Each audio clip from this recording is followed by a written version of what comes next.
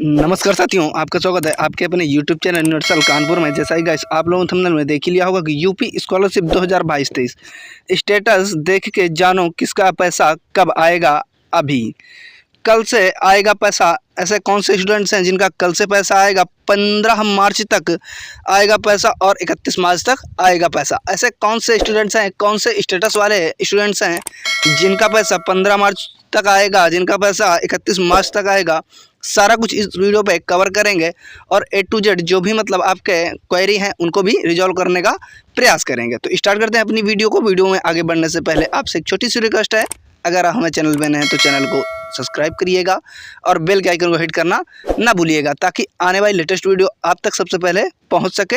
तो स्टार्ट करते हैं अपनी वीडियो को बिना कोई टाइम गंवाए।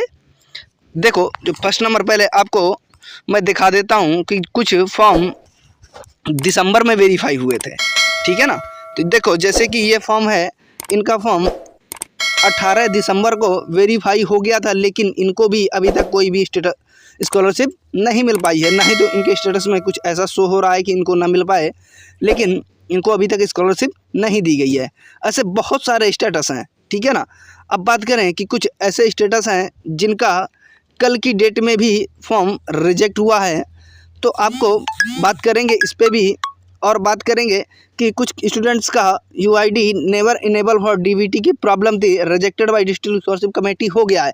तो क्या इनका सही हो पाएगा आगे कि नहीं हो पाएगा, सारा कुछ इस वीडियो पे कवर करेंगे।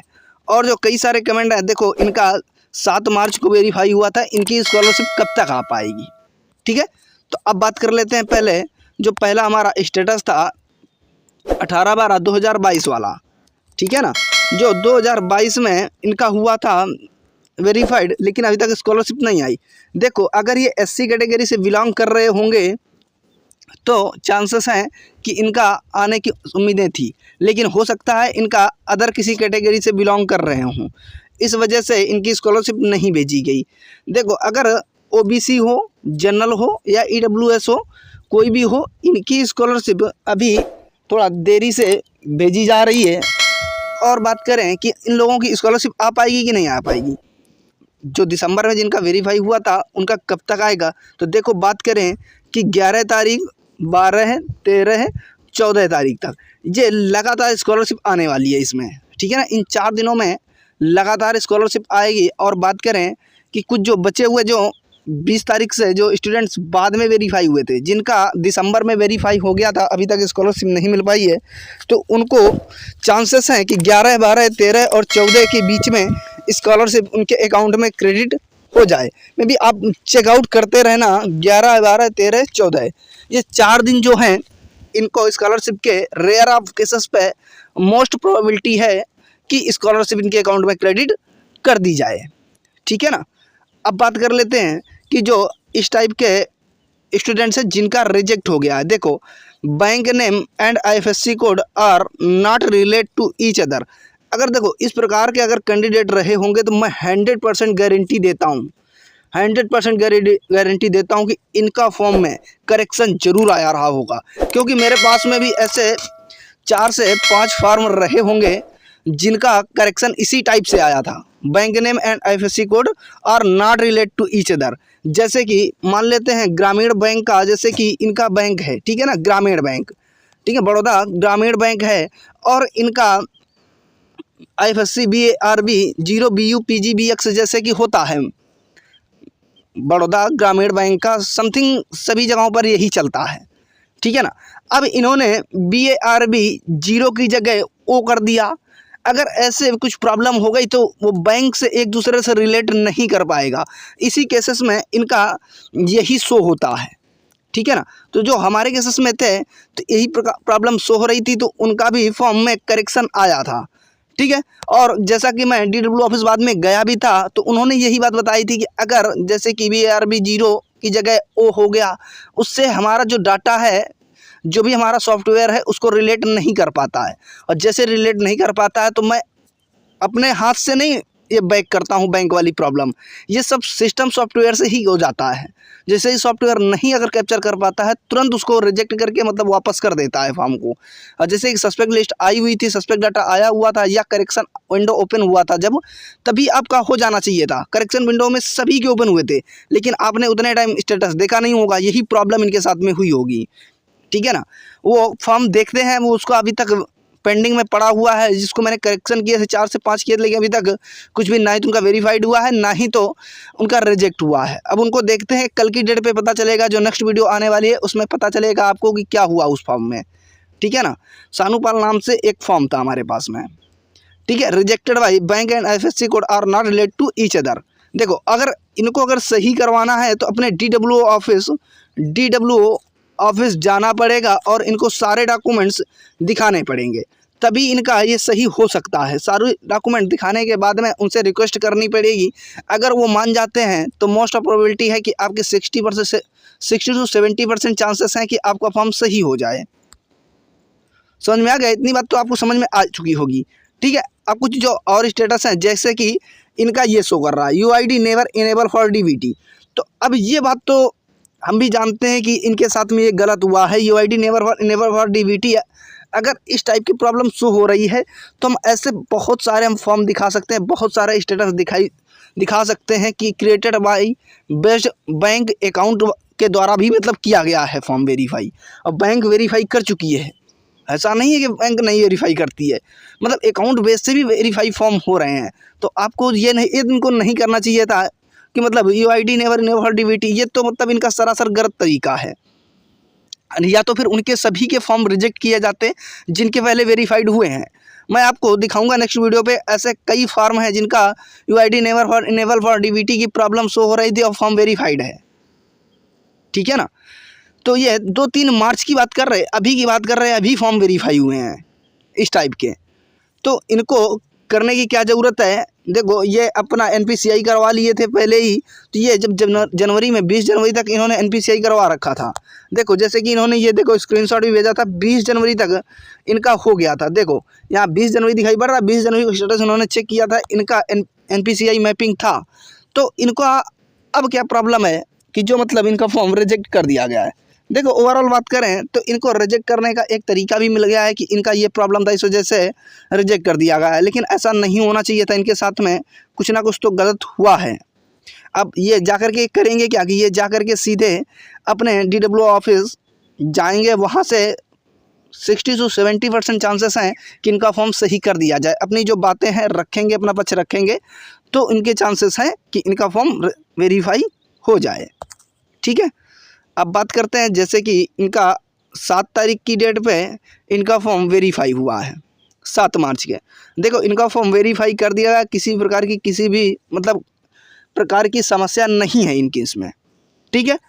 और कई सारे हैं, जैसे कि इन्होंने एक कमेंट किया है कि सर आज हमने DWO से बात की है, उन्होंने बताया है कि कानपुर यूनिवर्सिटी में DWO ऑफिस में कोई डाटा नहीं भेजा गया है, और जिन यूनिवर्सिटी ने डाटा भेजा है उनका वेरीफाई कर दिया गया है। कानपुर यूनिवर्सिटी की लापरवाही के कारण किसी भी छात्र का वजीफा नहीं आएगा। देखो, ऐसा नहीं है, सभी का नहीं कह सकते हैं, लेकिन कुछ स्टूडेंट्स का हो सकता है जिनका वेरीफाइड नहीं शो कर रहा है। देखो, जिनका वेरीफाइड नहीं शो कर रहा है या सत्यापित नहीं शो कर रहा है डाटा, तो उनके साथ में हो सकता है, उनके साथ में प्रॉब्लम हो सकती है। लेकिन कई सारे स्टूडेंट्स हैं मेरे पास में, ऐसा है कि सभी लोगों का वेरीफाइड हमारे पास में दिखाई पड़ रहा है, लेकिन कुछ ही स्टूडेंट्स का है जो वेरीफाइड नहीं है, मतलब सत्यापित नहीं है। ठीक है ना। तो ऐसा नहीं है कि मतलब इन्होंने डाटा नहीं भेजा, डाटा भेजा है लेकिन पार्सली डाटा भेजा है, मतलब फुल डाटा नहीं भेजा इन लोगों ने। ओके। तो अब बात करें, देखो इन्होंने 7 तारीख का इनका फॉर्म रिजेक्ट हुआ था, तो देखो इनका फॉर्म किस वजह से रिजेक्ट हुआ था। देखो, इनका रीजन था इनवैलिड कास्ट। ठीक है ना। इस 7 तारीख की डेट पर रिजेक्ट हुआ है। तो आपको ओवरऑल सब कुछ समझ में आ चुका होगा। बाकी का अब जो कमेंट है पहले मैं उनको पढ़ लेता हूँ, फिर आपको बाकी की बातें बताता हूँ। देखो, लेजेंड कहते हैं भाई आपका डिस्कशन ग्रुप है क्या? देखो, डिस्कशन ग्रुप क्या है कि मतलब आप लोग टेलीग्राम पे जुड़ जाओ। टेलीग्राम चैनल आपको लिंक में दिया गया है डिस्क्रिप्शन में, उससे आप जुड़ जाओगे। वहाँ पे जो भी मतलब आपका डिस्कशन हो, मैं उसे डिस्कशन करने के लिए मैं रेडी रहता हूँ। जब भी आप कमेंट करोगे या उसमें कुछ भी मतलब भेजते हो, उसका रिप्लाई या जो भी मतलब क्वेरी होगी उसे उसी ग्रुप में ही सॉल्व करने का प्रयास करता हूँ। ठीक है। देखो ग्रुप अभी नया नया बनाया है, 5 से 6 मेंबर हो सकते हैं उसमें, ठीक है ना। अब बात करें कि सुनील कुमार का कहना है अकाउंट में एनपीसीआई मैपिंग होने के बाद भी रिजेक्ट बाई बैंक शो हो रहा है, इसलिए डिस्ट्रिक्ट स्कॉलर कमेटी से मेरा स्कॉलर फॉर्म रिजेक्ट हो गया है। देखो वही जो अभी हमने प्रॉब्लम बताई थी कि जिनका मतलब इस टाइप का प्रॉब्लम शो कर रहा है, तो इनकी प्रॉब्लम यही है, तो इनको डीडब्ल्यू ऑफिस जाना पड़ेगा। बाकी का सारा कुछ इनको जो आपका एनपीसीआई मैपिंग है, अगर वो सारा कुछ स्क्रीनशॉट वगैरह या एक प्रिंट आउट निकलवा करके लेकर के जाएंगे, अपनी बात अपना पक्ष रखेंगे, तो 100% इनका फॉर्म वेरीफाई हो जाएगा फिर से। और लेकिन वो भी 10 तारीख के पहले मतलब कल की डेट से, मतलब कल की डेट तक हो जाना चाहिए ये। अगर कल की डेट तक नहीं कर पाते हो तो फिर मेरी जिम्मेदारी कोई नहीं है, आपको मैं बता रहा हूँ, पहले से ही बता दे रहा हूँ, एक दिन पहले ही बता रहा हूँ, ठीक है ना। तो सारा कुछ आपको ये समझ में आ रहा होगा कि कल की डेट तक ही हो पाएगा। तो कल आप लोग जाइएगा, उसको सारा कुछ आप दिखा लीजिएगा, आपका अगर कुछ भी प्रॉब्लम है तो उसको सॉर्ट आउट करवा लीजिएगा। एमजी जनरल नॉलेज का कहना है सर मेरा फॉर्म रिजेक्ट कर दिया है, reason institute not verified by updating agency. Sir क्या कुछ हो सकता है? देखो इनके लिए कुछ भी नहीं हो सकता है। ओवरऑल बात करें तो इनका देखो, जब यूनिवर्सिटी ने नहीं भेजा है तो फिर क्या हो सकता है। एक बार कॉलेज में बात करके देखो, इन्होंने ऐसा ऐसा भेजा है, इस वजह से फॉर्म रिजेक्ट हुआ है, फिर वो लोग क्या बोलते हैं, उस पर रिएक्ट क्या करते हैं, फिर आप लोग जो भी मतलब रिएक्ट करते हैं हमें कमेंट बॉक्स में कमेंट करके ज़रूर बताइएगा कॉलेज वालों ने क्या कहा है आपसे। ओके। रेहान सिद्दीकी का कहना है सर रिजेक्ट होने के बाद क्या समाज कल्याण विभाग में जाके वेरीफाइड हो सकता है? बिल्कुल हो सकता है। क्या संभावना है? क्या अगर मेरे सारे डॉक्यूमेंट सही हों तब भी मार्क्स मिसमैच शो कर रहा हो, तो अगर मैं रिजल्ट लेके जाऊं तब हो सकता है? देखो सारा कुछ रिजल्ट वगैरह टोटली जितने भी डॉक्यूमेंट्स हैं आपके स्कॉलरशिप में जमा किए थे वो टोटल ले जाने पड़ेंगे आपको, और स्टेटस साथ में लगा करके ले जाना पड़ेगा, और उनसे बात करनी हो सकता है मे भी 70 या 60% चांसेस हैं कि आपका फॉर्म वेरीफाइड कर दिया जाए, ठीक है ना। ये देवेंद्र गुप्ता का कहना है का प्रॉब्लम ज़्यादातर सेकेंड ईयर के छात्रों का हो रहा है, जबकि बैंक चेंज करने का कोई ऑप्शन ही नहीं आता है। बिल्कुल आता है भैया, स्कॉलरशिप न देने का एक तरीका है, आधार से पैसा ही भेज सकते थे। देखो बात करें कि इनका जो भी मतलब फॉर्म में होता है, बैंक चेंज करने का ऑप्शन करेक्शन टाइम पे आता है, जब करेक्शन विंडो ओपन होता है बैंक चेंज करने का ऑप्शन मिल जाता है। अगर आपकी बैंक सेम नहीं होगी, अगर किसी प्रकार से प्रॉब्लम होगी, तो आपका करेक्शन विंडो में आपका वो सस्पेक्ट लिस्ट पे आपका नाम आ जाएगा, और आपको देखने को भी सस्पेक्ट लिस्ट मिल सकती है। अपने कॉलेज में बात की होगी तो आपको समझ में आ चुका होगा।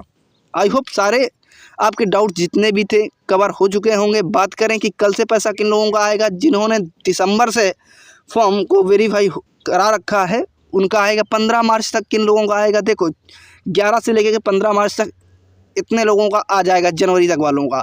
बात कर 20 से 31 मार्च तक के बीच में, तो 20 से 31 मार्च तक के बीच में आएगा जो फरवरी में वेरीफाई हुए और मार्च में वेरीफाई हुए। आई होप सारा कुछ आपको जितने भी मतलब डाउट थे सारा कुछ आपको क्लियर हो चुके होंगे। आई होप सारा कुछ आपने समझ लिया होगा। अगर ये मेरा वीडियो आपको जरा से भी नॉलेजेबल लगा हो, हेल्पफुल लगा हो, तो हमारे चैनल को लाइक शेयर सब्सक्राइब करना बिल्कुल ना भूलें। मिलते हैं नेक्स्ट कमाल के वीडियो पे, तब तक के लिए जय हिंद जय भारत। Thanks for watching.